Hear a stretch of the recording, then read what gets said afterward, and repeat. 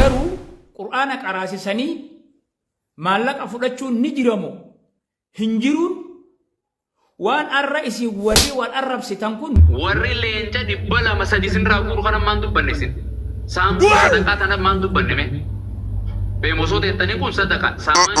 warra ustaadoota keenya warra onlaayinaan qaraa'isu tuttuku sadarkaan isaanii gaduma nama maallaqa kafalaa jiru santu rakkoo himate namni nama qaraasisu kun dirqiidhaan maallaqa namarraa fudhate garuu qur'aana qaraasisanii maallaqa fudhachuun ni jiramoo hin jiruun waan arra isi warri wal arrabsitan kun murteessitanii miti isin dura murtaawee jira fudhachuun ni jira hin jiruun fudhachuun ni jira hin jiru jechuun wanni isin amma wal arrabsitaniif kun isin dura murtaawee jira takkaa ni jira takkaa hin jiru jechuun murtaawee jira kana walumaan beeyna namni tokko qur'aana nama qaraasisee qur'aana maallaqa fudhachuu ni jiramoo hin jiru kana namni wal kaadu hin jiru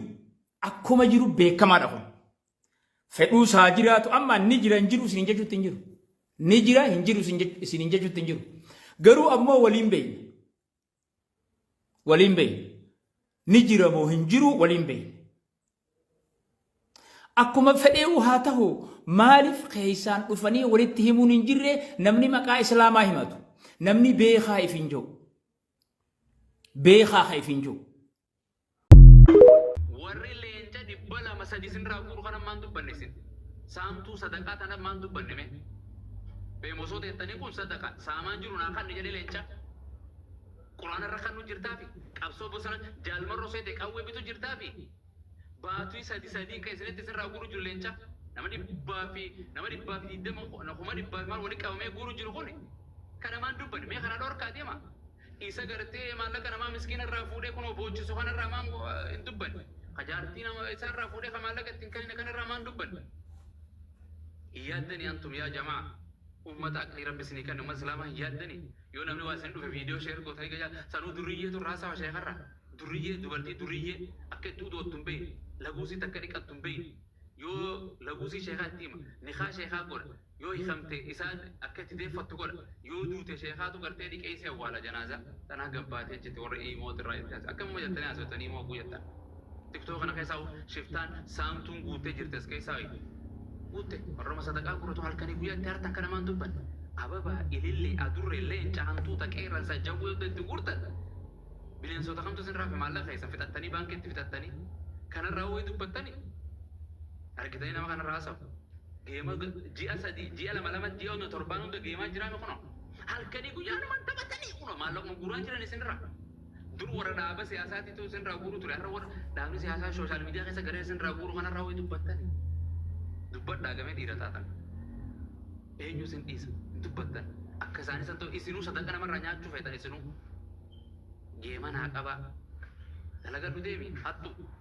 harka qabdaa deem dalagadhu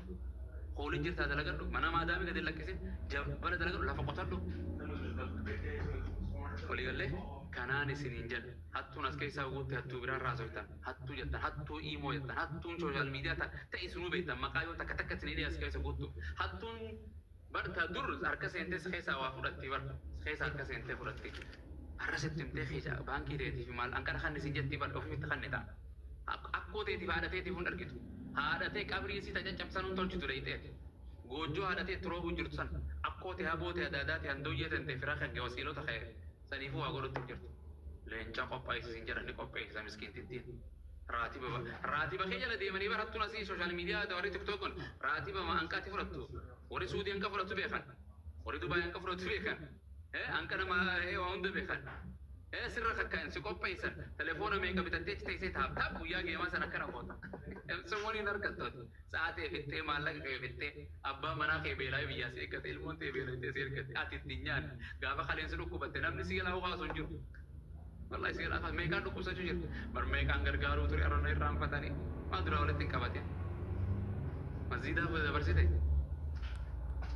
wallahi كانوا يسين جرى أسمر التين دابا وصلى الله وسلم على نبينا محمد وعلى آله وصحبه والسلام عليكم warra ustaadota keenya warra onlaayinaan qaraa'isu tuttuqu sadarkaan isaanii